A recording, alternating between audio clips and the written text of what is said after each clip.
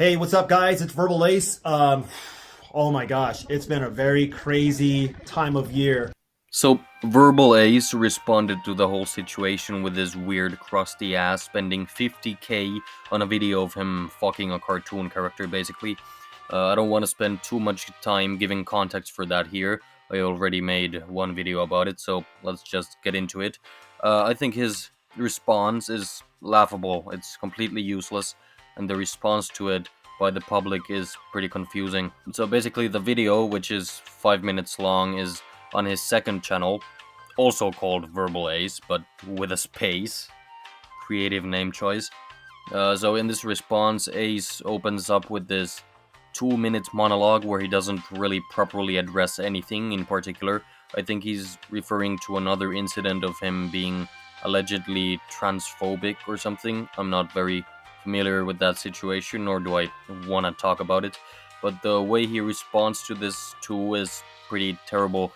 It's basically just a series of unnecessary filler non-statements like, don't believe everything you read online, and we're all here for a reason, that don't actually mean anything, but they're added to these sorts of apology videos to create this illusion of intelligent discourse. There's actually a trend with YouTuber apologies. They just throw in sentences like, I'm gonna grow as a person, to make the response sound better. In case you weren't ticking off cliches on your bingo card already, Ace then follows up with an intricate story of how he was bullied as a child. I really don't know why this was needed. I guess to compare himself to the struggles of trans people or something, get some sympathy points. Either way, I think it's a cheap shot to get some NPC brainlets on his side. Doesn't even really matter whether or not he was transphobic. I don't know about that, but it adds to the hilarity of the video, regardless of context. Now, this is where we actually get to the important part, which is the Hazbin Hotel video response.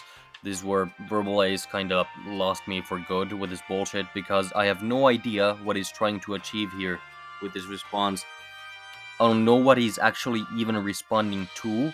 It's definitely not the quote-unquote allegations against him, because he just goes into some nonsensical fucking rant about the lore and backstory of the video being made for some reason, that being the animation, and he spends a considerable amount of time trying to convince us that the video wasn't made for kids, which I don't think anyone was saying he was doing. I certainly wasn't.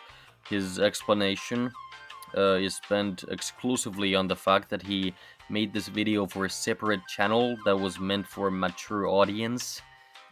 But again, like, what does that matter? Like, it seems he's completely missing the point of why people were dogging on him on Twitter in the first place and shit.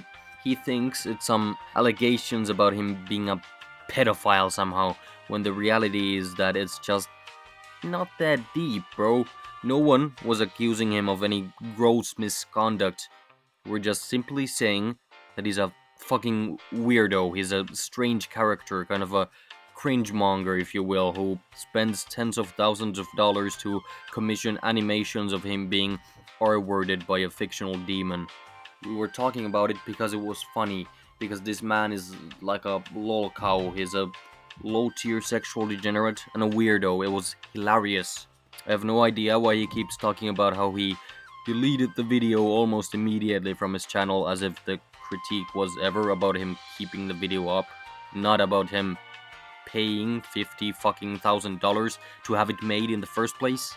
I mean, the creator of Hazbin Hotel didn't respond like this because she thought Verbalase was a criminal or something. She responded because it was simply weird, cringe, funny. But somehow people are completely eating this response up, as often is. Every comment is super positive. This person says, for example, Verbalase didn't hide away from what was happening. It's good that he addressed things. But I don't really get this, because he didn't address anything. I mean, there really wasn't even anything to address. The only way a response would have been warranted or would have changed the situation whatsoever would have been if he said it was an ironic joke. It was meta irony or something.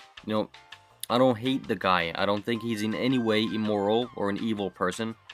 I just think the situation was as simple as, holy shit, that's kind of weird, that's funny, that's cringe, and people are making it out to be some sort of grand controversy that ever needs to be addressed.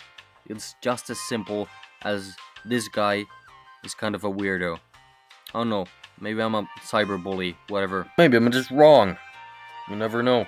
Let me know what you think. I love talking about this sort of stuff in my comments, debating, all that. It's all well and good. Subscribe for more Walmart Leafy, and I'll see you in the next one. Under your spell, I'm aching, and I'm